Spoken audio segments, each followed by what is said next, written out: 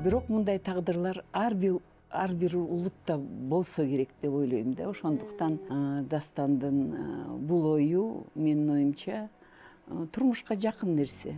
Кыргыздарда канча баягы ата эне каршы болуп, бизде тиги көлгө бараткан жолдо кыз күйөө деген жер. Ал жер дагы ушундай окуядан чыккан жер да. Анан бул сценарийде дагы ошондой. Сүйүү үчүн көп нерсеге барышкан окшойт демек бул кинодо, Ата энеси каршы чыгышып, анан өздөрүн баягы өлүмгө кыйышкан жаштар.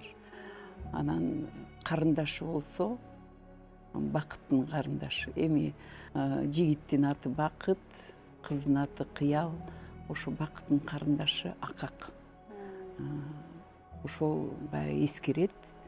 Анан картайган кезде ошолордун мүрзөсүн кайтарып жүргөн ушул картайган Акак. Анан пансионаттын жээгинде, анан пансионатты баягы снос кылабыз деп келишсе, картайган Акак каршы болуп, эмне себептен? Себеби ошол жерде агасынын жеңесинин мүрзөсү.